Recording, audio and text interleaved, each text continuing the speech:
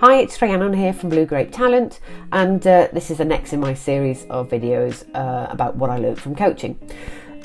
Today's topic I want to talk briefly about is comparisons and comparing yourself with other people. It happens all the time. It's a really human nature. We are always comparing ourselves to people around us, whether we are aware of it or not aware of it.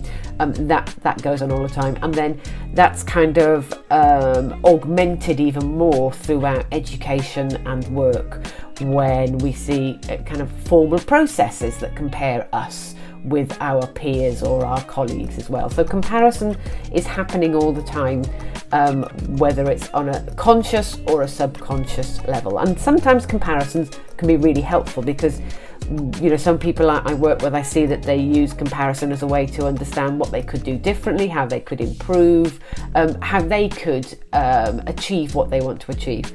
But then I see a lot of clients as well come and actually find comparison really debilitating. So what's the difference? Kind of, how can you be in one situation where comparison is really helpful for you, and then you're in another situation and you find comparison or comparing yourself with somebody else is really quite hurtful and unhelpful? Well, what we know is it really depends on your level of self-confidence or self-esteem in that situation. If you don't feel particularly confident about your ability or your potential in a situation, and you compare yourselves with somebody else, that can be really quite debilitating. That can reduce your self-confidence even further, and your brain then identifies all the differences and all the reason why you're nowhere near as good as that person.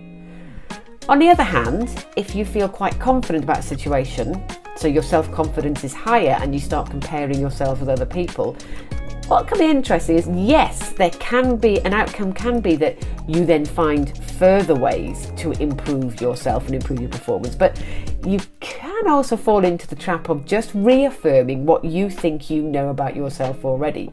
Because you're confident in that situation, you look for comparisons, and your brain sometimes finds good, legitimate, oh, there's some gaps, I could do that differently. But your brain can also be sucked into, no, actually, I'm all right. I do things well, and there's nothing more that I can improve on. So relying on comparisons alone to kind of motivate yourself or motivate other people to find improvement, to make a change, is quite tricky, dangerous, because there's only a proportion of time where comparisons like that can actually help drive and improve performance. And that situation is when you're feeling confident in yourself and when you are very open to learning something new. If you're not feeling confident about yourself in that situation, it can reduce your self-confidence even more, and just identify all the things that you think you're doing wrong.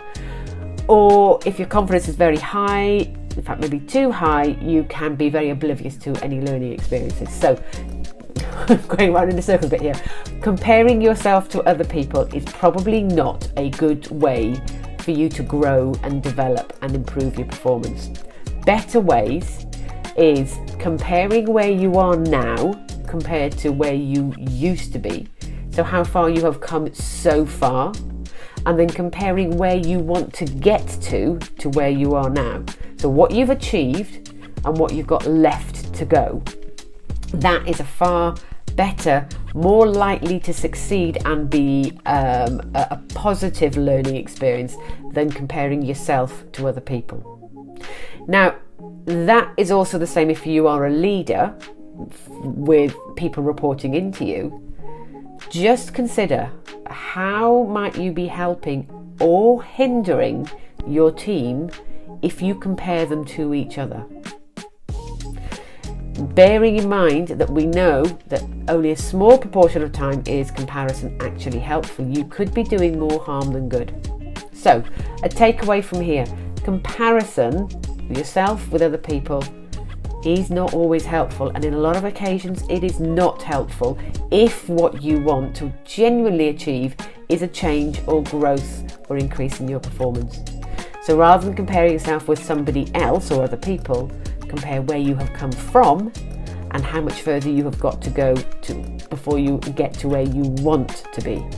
So you're using yourself and some objective markers as the comparison instead. And that is one of the biggest things that I learned through my coaching journey, because I compared myself to other people too often and my self-esteem really got knocked. So please learn from me and try to avoid some of my mistakes. Thanks now.